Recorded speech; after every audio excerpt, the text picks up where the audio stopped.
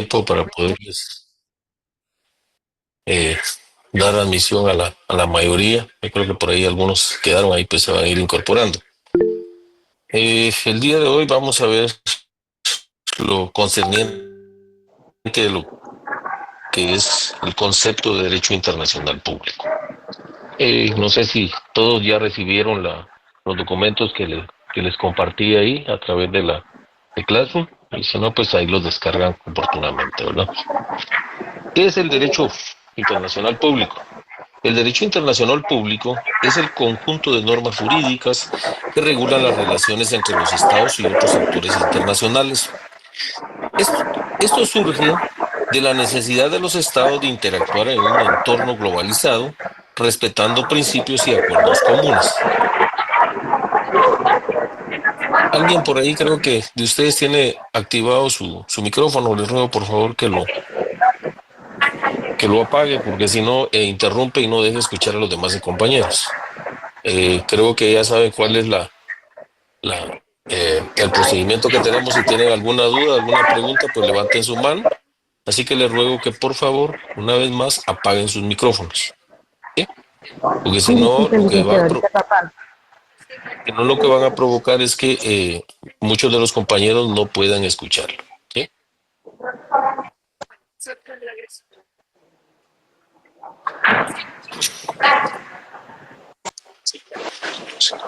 Ilse Castro, tu micrófono lo puedes apagar, por favor. Sí, disculpe, licenciado y compañeros, es que hay un problema con mi teléfono que no me está respondiendo. Disculpe, licenciado.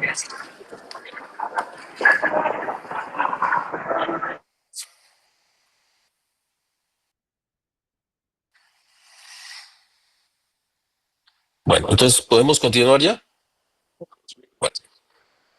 Otro de los conceptos que podemos dar de lo que es el derecho internacional público, podemos decir que es el conjunto de normas que procuran una convivencia pacífica entre los estados. El derecho internacional público también es llamado derecho internacional público o derecho de gentes. Es el ordenamiento jurídico que regula las relaciones, dice, entre estados. Normalmente los estados solían ser los únicos entes con derechos y obligaciones internacionales, pero el actual derecho internacional también atribuye derechos y obligaciones a las organizaciones internacionales, las sociedades mercantiles y a los individuos. Aunque sigue siendo cierto que el derecho internacional se ocupa primordialmente de los estados, ¿verdad? Esto está desde los años 1975. Otra definición que podemos dar de lo que es el derecho internacional público es que es el conjunto de principios y reglas que determinan los derechos y deberes mutuos de los sujetos o personas de la comunidad internacional. La denominación derecho internacional es estrictamente técnica. Designa el sistema jurídico cuya función primordial es regular las relaciones entre los estados. Como consecuencia de esa denominación que acabamos de mencionar, que es derecho internacional, pues podemos decir en forma técnica que el sistema jurídico, su función primordial es regular las relaciones entre los propios estados, ¿verdad? Para aspectos de estudio y para efectos de la clase, la definición más completa que, de acuerdo al autor del libro que estamos utilizando para poder entender y dar una definición más completa de lo que es derecho internacional público, es el siguiente. El derecho internacional público, dice, es el conjunto de normas y o principios que rigen las relaciones A, de los estados entre sí; B, de los estados y aquellos entes internacionales que, sin ser estados en el sentido pleno de la palabra, reciben tratamiento de estado; C, de los estados y aquellas entidades que, sin ser estado, poseen personalidad jurídica internacional; y D, de los estados y de los individuos en el ejercicio de aquellos derechos y deberes que se consideran de naturaleza internacional. Esta es una definición más completa que abarca a todos los elementos, características individuales de lo que concierne a la definición del derecho internacional público contemporáneo. Ahora bien, hoy en día ustedes, no sé si ya se han dado cuenta, que normalmente la mayoría de estados han realizado una infinidad de convenios, los cuales normalmente algunos países, a excepción, y lo digo con toda propiedad, de los Estados Unidos, que nunca ratifica a los estados. Sin embargo, los demás países sí lo ratifican y como consecuencia, de acuerdo a nuestra legislación, es ley para nosotros. Verbigracia el Pacto de San José, que si bien es cierto, nuestra constitución política regula que la pena de muerte se debe de aplicar a ciertos aspectos en especial, que están tipificados en la ley tipo penal, lo es también que en Guatemala ya tenemos más de 20 años, sin temor a equivocarme, que no se aplica la pena de muerte, ¿verdad? Eso es en sí, a cierto modo, el concepto de lo que es el derecho internacional. Bueno, ¿cuáles son los principales sujetos del derecho internacional? En primer lugar, podemos mencionar a los estados, que ellos son los principales actores soberanos. ¿Por qué? Porque como su mismo concepto lo que hemos definido, pues hemos dicho que es los estados los que conforman ese derecho internacional público, ¿verdad? ¿Qué organizaciones internacionales forman parte de este derecho internacional público? A manera de ejemplo, les puedo mencionar la ONU, que es Organización de Naciones Unidas, al igual que la Organización Mundial del Comercio y la Unidad Europea. Estos tres entes, si bien es cierto, no son estados, pero son instituciones reconocidas internacionalmente y de las cuales Guatemala pertenece a la ONU, ¿verdad? No así a la Unión Europea, que específicamente, como su mismo nombre lo indica, únicamente pertenece a los estados europeos. Por favor, Jennifer, puede apagar su teléfono, cerrar su micrófono, por favor, porque nos está captando aquí. Jennifer, gracias. Los individuos, bajo ciertos tratados y normativas internacionales, ciertos individuos son los que, bajo ciertos tratados y normativas internacionales, pues son los que forman parte de este derecho internacional, ¿verdad? También tenemos los movimientos de liberación nacional. Esas tres sujetos que les acabo de mencionar, que es el Estado, los individuos y los movimientos de liberación nacional. Esos tres son los principales sujetos que forman el derecho internacional. Ahora bien, ¿cuáles son las fuentes del derecho internacional? En primer lugar, tenemos los tratados internacionales. Dentro de los tratados internacionales tenemos los acuerdos escritos entre sujetos del derecho internacional. ¿Por qué les menciono esto? ¿Por qué? Porque normalmente el Estado de Guatemala, como muchos,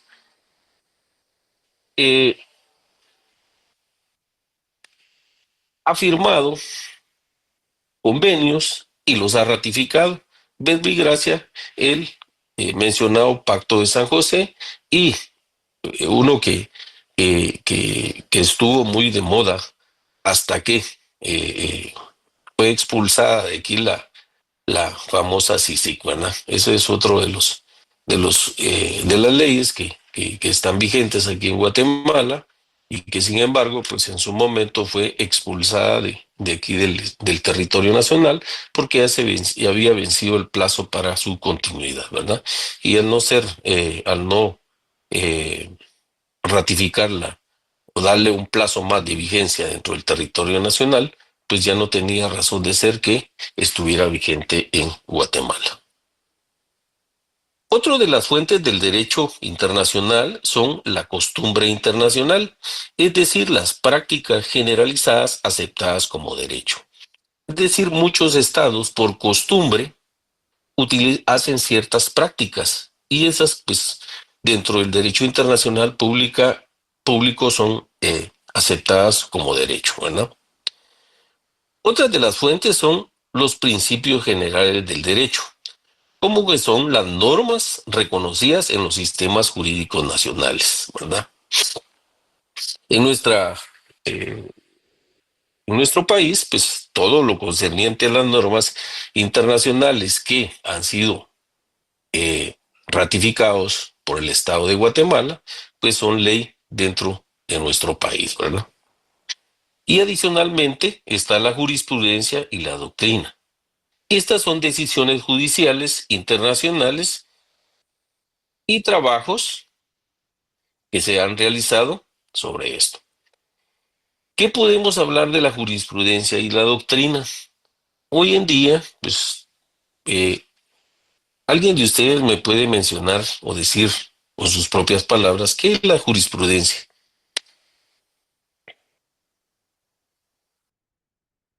Pero solo uno a la vez, no todos, por favor. A ver, Angie. La jurisprudencia viene siendo aquel conjunto de fallos que, habiendo resuelto en una misma línea, viene a constituir doctrina y tiene que ser de observancia obligatoria para que los demás tribunales del Estado o del sistema judicial lo tengan que aplicar. ¿Y cuántos fallos deben de haber para poder denominarle jurisprudencia? ¿Alguien más que pueda apoyar a Angie? 3 fallos, licenciado. Recuérdense que aquí la jurisprudencia se conforma de dos entes, uno por la Corte de Constitucionalidad y el otro por la Corte Suprema de Justicia. ¿Es así o no? Si fuera Sí, de la Corte Suprema de si Justicia fuera, tienen que ser 5 fallos y de la Corte de Constitucionalidad 3. es correcto, Angie, así es. Anótenlo porque esa es pregunta de examen. Y que la doctrina, ¿quién aparte de Angie nos puede ilustrar de qué es la doctrina?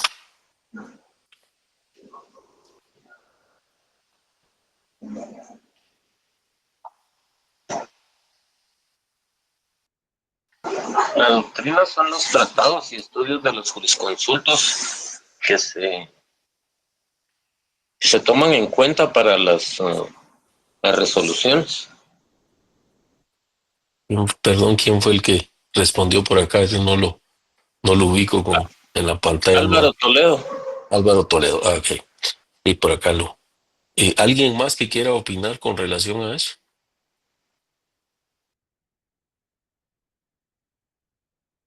Bueno, quiero que por favor les va a quedar de tarea lo siguiente. Una definición de lo que es jurisprudencia y de lo que es doctrina. Y las diferencias entre jurisprudencia y doctrina. Por favor, esto lo quiero para el día viernes.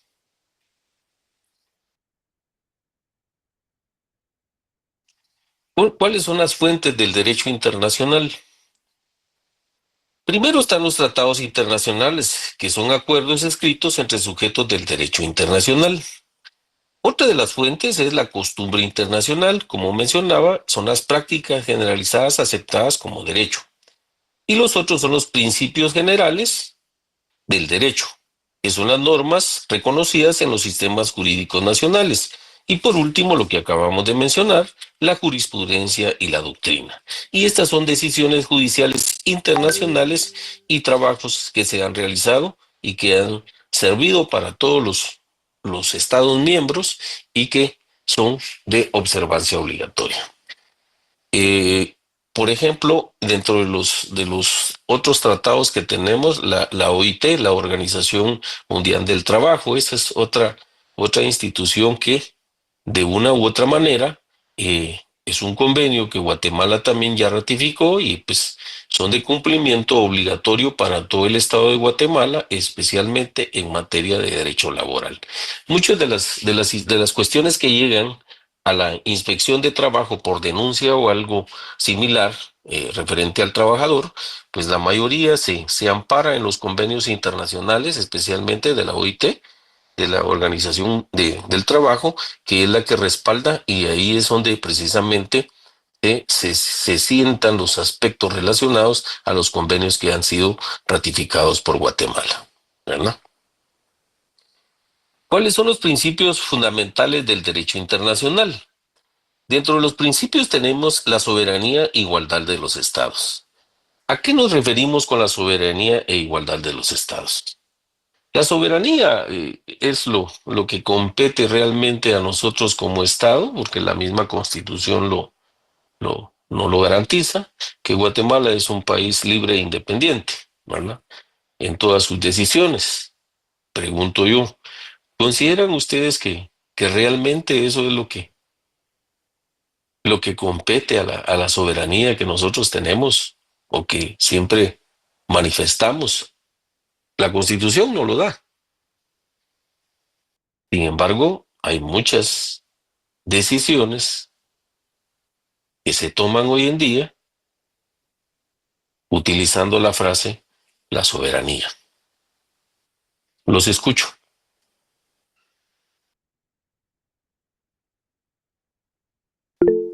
A ver, Álvaro. Licenciado, muy buena noche.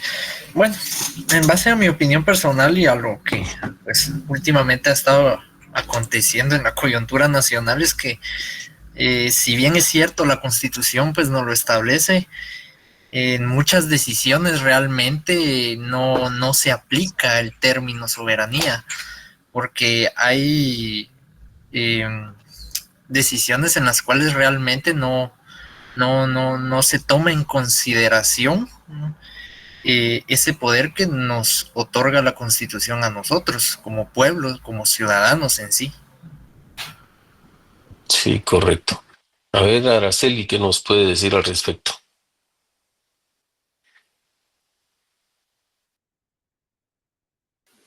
Buenas tardes, licenciado. Buenas noches, Araceli. Diga. Sí, buenas noches. Considero que realmente en nuestro país no tenemos la soberanía completamente. Está regulada en nuestra Constitución Política de la República, pero ¿existiría realmente? Es una pregunta básica. ¿El poder en el pueblo? Yo creo que no, licenciado. Se nos escucha muy poco y se nos ha vedado muchísimo. Realmente no es verdadera soberanía, en mi opinión. Sí, gracias, Araceli, por su opinión. A ver, Diana, ¿qué nos puede decir al respecto?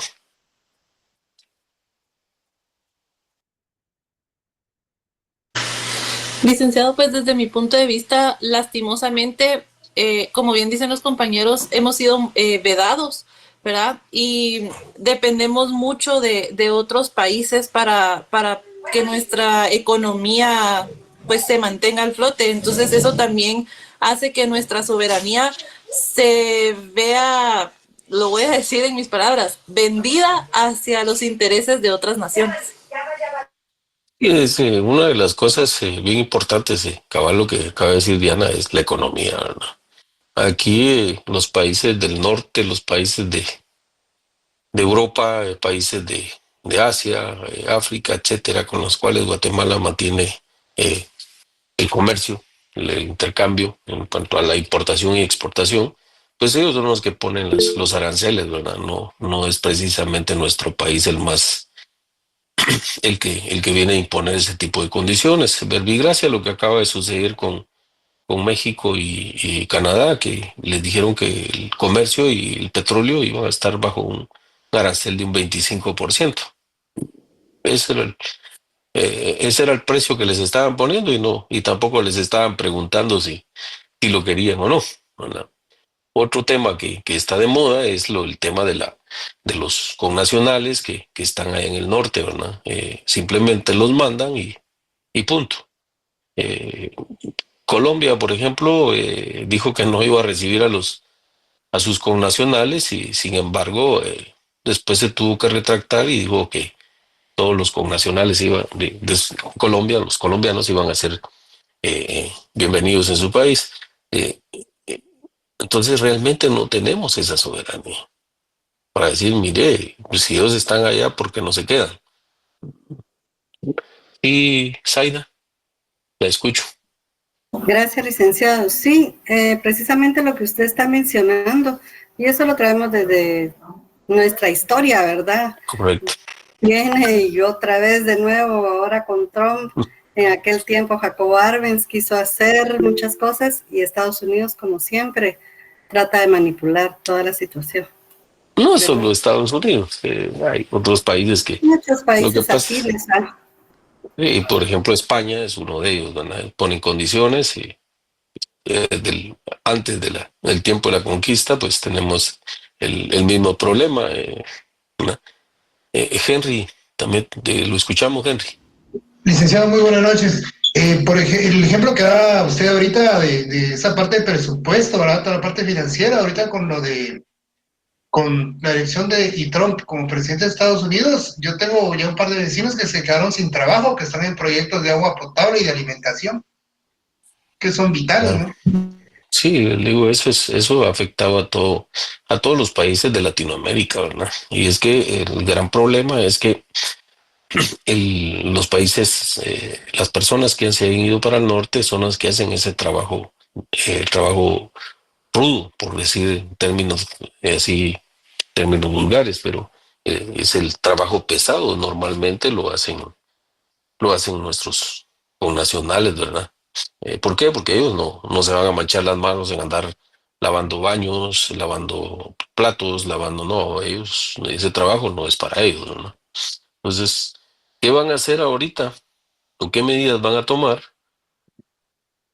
los americanos? Para mí no son americanos, para mí ellos son Estados Unidos, punto.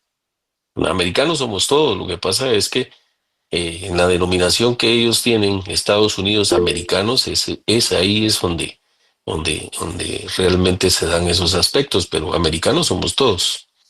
Sin embargo, les digo a nivel de la comunidad internacional, cuando hablan de americanos, pues solo se refieren al país de Estados Unidos.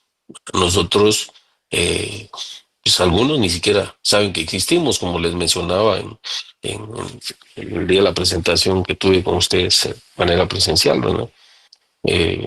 No saben ni la existencia de que Guatemala está aquí, forma parte del área centroamericana y que pues, dentro de lo que cabe hemos podido salir adelante con la clase de gobiernos que hemos tenido, pues, ¿pero por qué? Porque la mayoría somos trabajadores y queremos superarnos, ¿verdad? Así que no todos hemos tenido esas oportunidades y a los que algunos se las han dado no las han aprovechado. Este mundo es de oportunidades y pues verbigracia a usted, al igual que su servidor, que pues somos egresados de la única universidad del pueblo, como es la Universidad de San Carlos de Guatemala, ¿verdad? Que acabamos de cumplir. ¿Cuántos años acabamos de cumplir? Vamos a ver. 349. 349. Exacto. Entonces, pues todos esos aspectos, pues son los que, por eso yo los motivo a ustedes que si están haciendo el esfuerzo por estar ya en el 9º semestre, pues siguen haciendo ese esfuerzo por superarse y graduarse.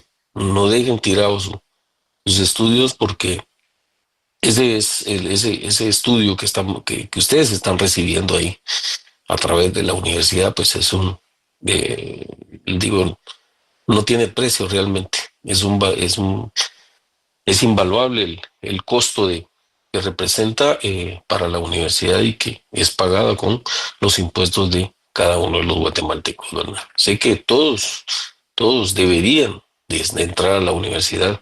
Desde mi particular punto de vista, no debería de darse esos procedimientos que hoy en día se dan para poder ingresar, porque pues yo, al igual que muchos de mis colegas que somos más de hacia atrás, les estoy hablando de los años 90 y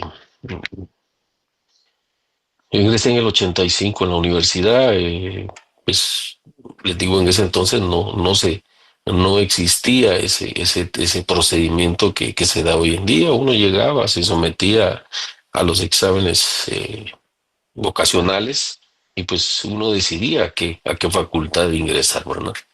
Pues, si bien es cierto, estamos ya, eh, como dijeron, saturados de tanto alumno que hay y que ya no caben en las aulas. No es también que ahora, gracias a la intervención de nuestro decano, pues él está tratando de desconcentrar todas los municipios y pues es de aplaudirle. Créanme lo que su servidor en los años 2012 tuve la iniciativa de hacer eso. Se empezó a trabajar sobre eso. Lamentablemente ya no se le dio seguimiento, pero miren hoy, ¿quién iba a pensar que hoy en día ya tenemos en varios municipios del centro de la ciudad, del departamento de Guatemala y algunos otros departamentos también ya hay extensiones universitarias en aras de llevar la universidad al interior de la República, ¿verdad? Y eso es loable, la verdad, créanme lo que eso va a quedar para la historia y ya en Guatemala en sí, casi en todos los departamentos tenemos extensiones universitarias. Ya no es aquello que no voy a la capital porque es demasiado lejos, no tengo nadie allá, no tengo que ir a pagar vivienda, no trabajo allá, o sea, es bastante, la época en que yo estudié era bastante complejo eso porque muchos tenían que venirse acá al centro, al centro de la capital, que es donde funciona nuestra universidad, para poder recibir sus estudios de superación, ¿verdad? Pues todos esos aspectos son los que les digo hoy en día. Por eso es que no existe una soberanía como tal, sino que siempre dependemos de los países capitalistas, ¿verdad? Entonces, como consecuencia de eso es que debemos de hacer nuestro mayor esfuerzo todos, especialmente ustedes que están en la etapa de ya casi con culminar sus estudios en cuanto al cierre de pensión, pues hagan un esfuerzo más. Yo sé que lo van a lograr. Bueno, el otro aspecto que podemos mencionar de los principios es la prohibición del uso de la fuerza. Es decir, que a nadie se le obliga a que vaya a estudiar. Para mí, en el aspecto universitario, no debería ser obligatorio, pero en el aspecto de la primaria, básico y diversificado, sí debería de ser obligatorio.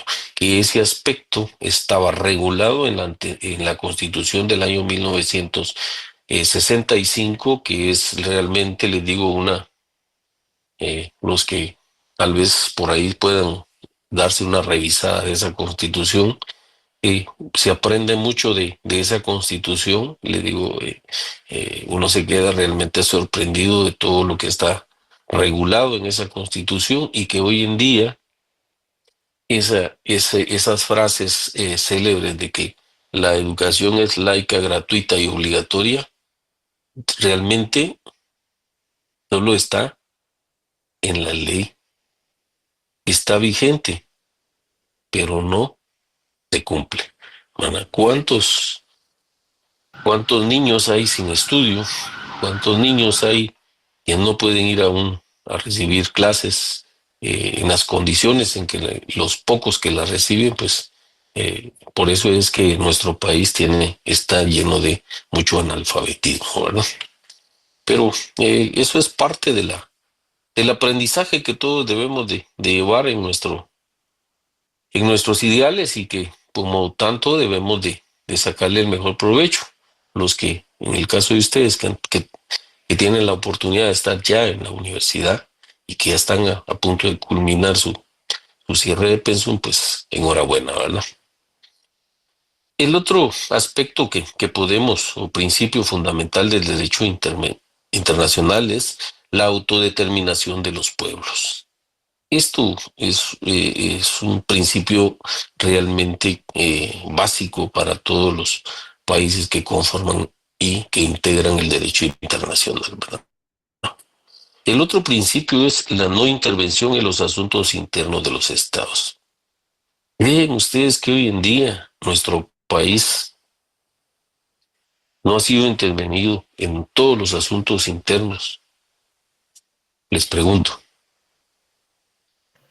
Bien, Lee, que incluso se puede ver para la cuestión de la revolución del 44, cómo vinieron a corromper todo lo que se estaba floreciendo, dijo el otro. Lo de los años de el auge de la democracia y todo esto con la intervención de Estados Unidos. Ay, no, han sido un montón de cosas. Y ahorita es como para un lado un poquito más indirecto, pero sí está influyendo un montón. Incluso las cuestiones estas de los migrantes, se puede ver ahí bastante. Miren, los aspectos más relevantes que ustedes puedan ver hoy en día, y les digo, eso, lo más grave y lo más delicado es que nos vienen prácticamente a imponer leyes que realmente no se adecúan a la realidad y al entorno de nuestro país. Yo, a manera de guisa, les pongo ejemplo la ley de extinción de dominio. Fíjense que nuestra misma norma constitucional establece que la ley no tiene efecto retroactivo, salvo en materia penal y siempre y cuando favorezca al reo, ¿verdad? Si me equivoco, me corrigen en lo que estoy diciendo. Ustedes ya manejan lo que es el derecho penal, entonces, y ya fueron aprobados esos cursos, entonces creo que ya están doctos en esa materia. Sin embargo, en esa normativa, que realmente es una copia, es un copy-paste, les digo, de la legislación colombiana, pues hoy en día acá esa está haciendo estragos con muchas personas y que han perdido. Si bien es cierto, han cometido actos ilícitos, lo es también que les están extinguiendo sus bienes que fueron adquiridos antes de que ellos cometieran esos ilícitos, ¿verdad? Entonces, ¿qué quiere decir? Que si alguien de los que integramos esta sociedad comete un ilícito dentro de los que están tipificados en esa normativa y le aplican la ley de extinción de dominio, pues como consecuencia le van a retrotraer la ley hasta sus ancestros, lo cual para mí es inconstitucional. Se han planteado varias inconstitucionalidades relacionadas a ese tema, pero ninguna ha prosperado, ¿verdad? La otra normativa que yo creo que también es un poco, no solo es abusiva, sino que es grosera, es la ley de lavado de dinero y otros activos. Fíjense que uno de los verbos rectores que tiene esa ley es quien, así lo establece, dice quien a sabiendas. Ese es el verbo rector, es quien a sabiendas. Es decir, y por ejemplo, es en el ejercicio profesional, le requieren sus servicios para que faccionen una escritura pública. Es obligación de ustedes, y tomen nota de eso que les voy a decir, preguntarle a las partes cuál es el origen, la procedencia del dinero con el cual van a pagar. Y debe hacerse bajo juramento a los sujetos que comparecen en el instrumento público, porque si no, también el notario incurre en el delito de lavado de dinero y otros activos. Te lo digo, tuve la oportunidad de estar en un debate en el cual un profesional médico pues fue condenado precisamente por vender un inmueble, ¿verdad? Y ¿saben cuál fue lo más curioso? Que la procedencia del dinero ese era del dinero del erario nacional, porque era el sindicato de la Contraloría General de Cuentas había comprado ese inmueble precisamente para sus agremiados y pagaron esa compraventa de ese bien inmueble. Estaba en una reunión de trabajo. Por favor, Jordi, puede apagar su micrófono ahí, por favor. Entonces, estas actividades, les digo, riñen en contra del ejercicio profesional. Porque ¿cómo le voy a venir yo a decir a al comprador, mire, cuál es el origen del dinero con el cual usted va a pagar? ¿Qué le contestaría usted si fuera usted uno de ellos? Y usted como notario no tiene que estar preguntándome cuál es el origen del dinero con el cual yo estoy pagando. Sin embargo, ahora la ley lo exige, ¿verdad? Y es más, si ustedes que ya aprobaron notariado 1 y 2, ¿verdad? Ahorita creo que están notariado 3, ¿no? ¿Me equivoco? ¿Sí? ¿Sí o no? Así es. Así es. Bueno, si ya aprobaron esos 3 notariados, pues se darán cuenta que no se pueden hacer compraventas en efectivo mayores de 50,000 quetzales, ¿verdad? Tiene que ser a través de un cheque de caja debidamente comprado en una agencia bancaria, y en el instrumento público debe de identificar plenamente el monto del cheque, el banco que lo emitió, la fecha y el valor del negocio jurídico, ¿verdad? Si me equivoco, me corrigen ahí en notariado, por favor. Por eso les preguntaba si ya habían aprobado notariado 1, 2 y 3, ¿verdad? Otro de los aspectos que necesito que le pongamos mucha atención, ¿cuáles son los organismos internacionales que rigen dentro del derecho internacional? En primer lugar, tenemos la Corte Internacional de Justicia. Esta resuelve las disputas entre los estados. En segundo lugar está el Consejo de Seguridad de la ONU.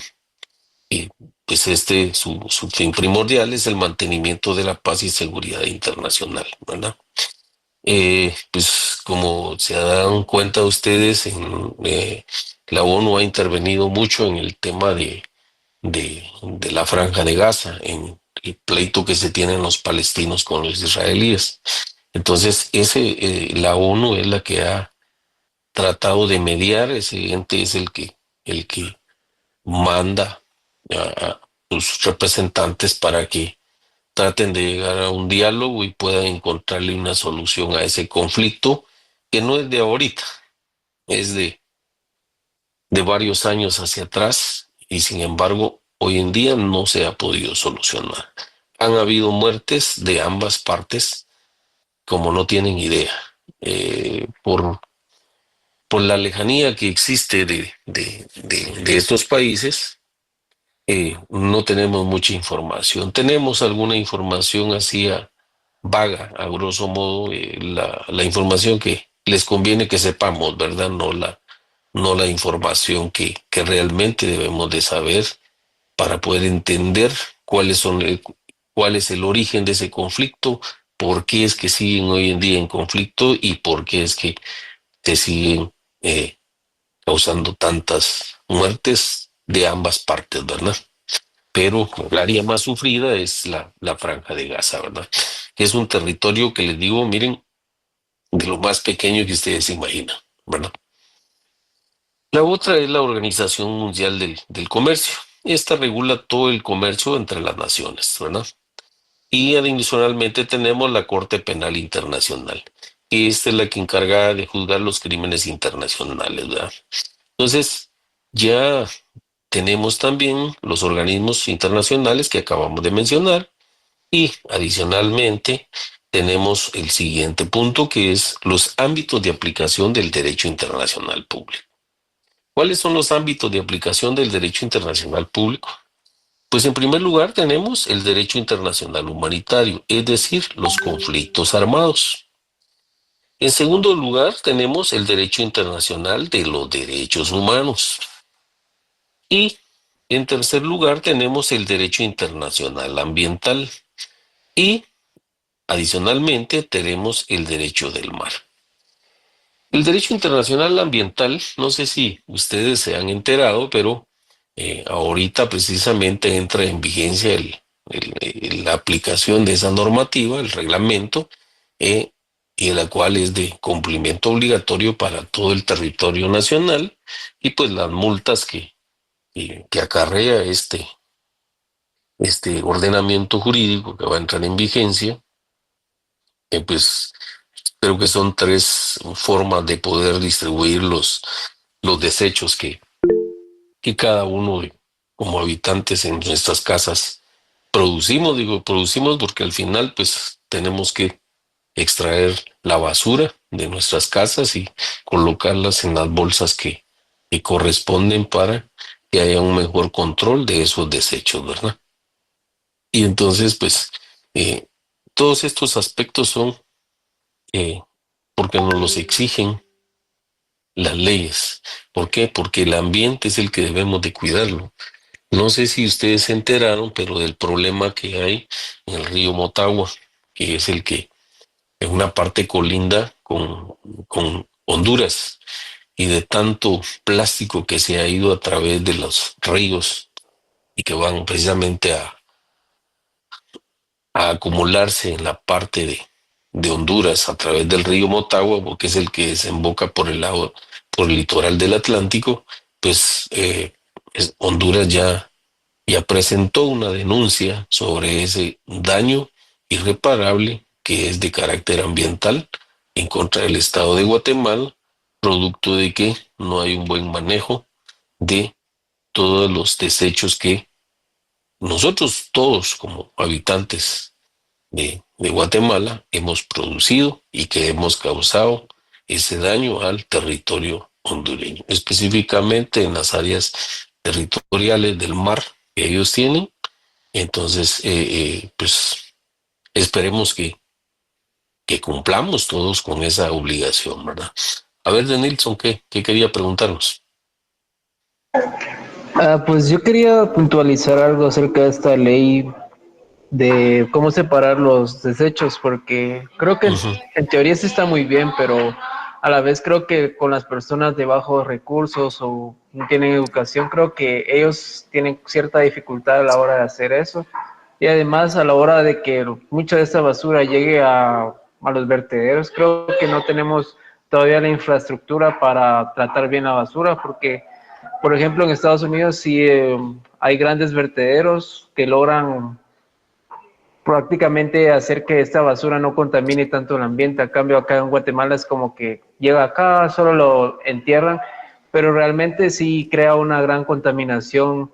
Creo que genera dióxido de carbono porque es como que todo se junta y hacen esta gran mezcla de gases. A cambio, creo que es algo que no tenemos la infraestructura para tratar la basura, entonces es como que es algo que en teoría está bien, pero a la vez no tenemos como que los medios para lograr así hacer esta ley más eficiente.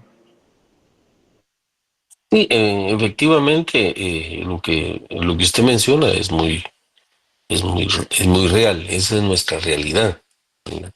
La mayoría de población no tiene la capacidad ni el conocimiento de cómo hacer eso. En primer lugar, pues hay que comprar las bolsas, ¿verdad? Para poder hacer esa distribución de esa basura, ¿verdad? O esos desechos que se producen a diario, porque eso es un producto que se produce a diario en nuestras casas. Cada uno de nosotros o en nuestras familias las producimos, y como consecuencia de eso, pues tenemos ese resultado, que ahora pues hay una contaminación terrible, ¿verdad?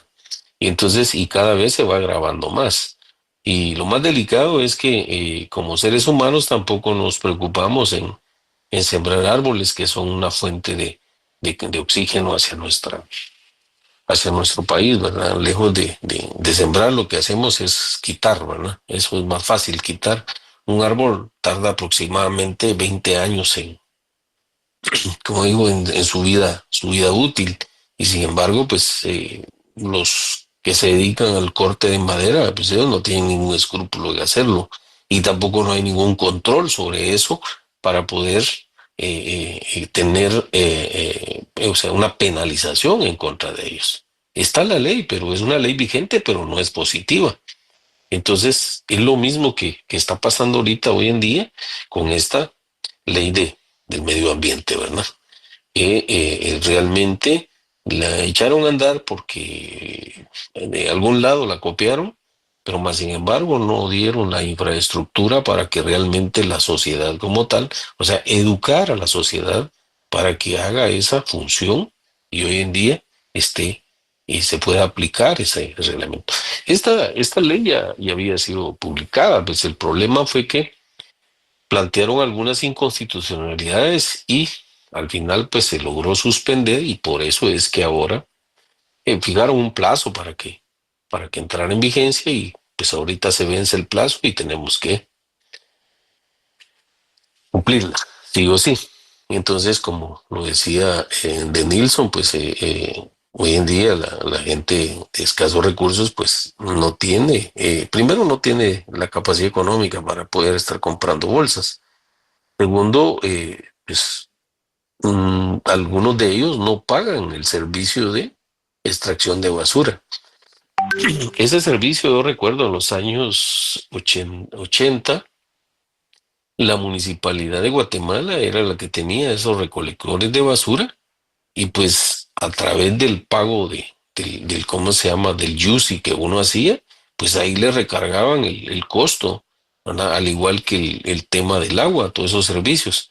Sin embargo, de un día para otro empezaron a funcionar las famosas empresas esas que prestan el servicio de extracción de basura y pues hoy en día pues el costo lo han ido elevando de tal forma que al final nosotros la población que pagamos por ese servicio son los que como digo, nos perjudican nuestro patrimonio porque es nuestra bolsa la que se ve afectada con que cada día le siguen aumentando a esa extracción de basura, ¿verdad?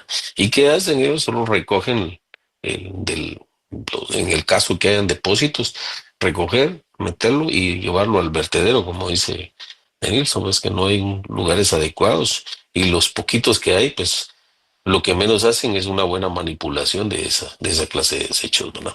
Yo recuerdo más o menos como en los años 86, 87, si no mal recuerdo, el gobierno de Japón había ofrecido así, palabras más, palabras menos, poner el famoso monorriel aquí en Guatemala, subterráneo, a cambio que se le permitiera poder utilizar todos ese tipo de desechos porque a ellos le sacaban un provecho a un gas que produce todo ese tipo de desechos. Ellos lo iban a encapsular, me imagino, tenían la maquinaria y la capacidad económica para hacerlo y como consecuencia pues ellos nos iban a donar, entre comillas, la colocación del monorriel en forma subterránea. ¿Cómo funciona en los países de Europa y Estados Unidos y otros países, verdad? Entonces, sin embargo, ellos lo querían hacer, pero manejando ellos todo lo concerniente, el dinero y pues por obvias razones a sus ingenieros. Sin embargo, por una mala decisión de parte del alcalde que estaba en funciones en ese entonces, se vino abajo ese proyecto que a la larga nos hubiera beneficiado para mejorar el tema del transporte en Guatemala, que hoy en día es caótico, ¿verdad? ¿Qué desafíos tiene del derecho internacional público? En primer lugar, tenemos el cumplimiento y eficacia en un mundo de soberanías estatales. En segundo lugar, tenemos el tratamiento de actores no estatales. Por ejemplo, el terrorismo y las famosas multinacionales. El otro aspecto que hay que considerar es el cambio climático y la protección ambiental global, ¿verdad? Que hoy en día, pues, los países europeos se han dedicado y existe esa comunidad que maneja todo ese tipo de aspectos referentes al cambio climático y a la protección ambiental global. ¿Por qué? Porque realmente ellos como países han sido perjudicados, pero por sus malas decisiones. Y entonces a ellos les preocupa que los países latinos, países de América, que son los que realmente alimentan de ese oxígeno a toda la parte de Europa, pues cada día estamos deforestando más nuestras tierras, ¿no? Entonces ellos se ven perjudicados porque ya el oxígeno que les llega ya no es del bueno, ¿verdad? Ya llega contaminado, ¿verdad? El otro aspecto es la adaptación a la globalización y a las nuevas tecnologías. ¿Qué es lo que pasa? Como país, nosotros tenemos que adaptarnos a esa globalización y a las nuevas tecnologías. Verbo y Gracia, miren ahora cómo impartimos las clases, precisamente por este tema fue producto de la pandemia, ¿verdad? Antes, pues, ahora tenemos ya la oportunidad de poder vernos, pero sin embargo, años atrás, creo que algunos que ya están en época de que ya culminaron su cierre, pues se vieron perjudicados porque realmente no tuvieron contacto directo con el docente, que pues para mí es la manera más directa de poder impartir clases y no a través de una pantalla. Pero sin embargo, a través de lo que les acabo de mencionar, pues son las nuevas tecnologías que se están implementando y como tal, nosotros como docentes también tenemos que adecuarnos a eso y pues tratar de dar el pan del saber a cada uno de ustedes, ¿verdad? Como conclusión de lo que es el concepto del derecho internacional público, podemos decir lo siguiente: el derecho internacional público juega un rol fundamental en la regulación de las relaciones entre estados y otros actores globales. A pesar de los desafíos, sigue siendo clave para mantener la paz, la seguridad y justicia en el ámbito internacional, ¿verdad? Nos vamos a quedar el día de hoy ahí. Les deseo feliz noche y nos saludamos el día viernes. Igualmente, muy amable. Gracias, licenciado. Gracias, licenciado. Buenas noches.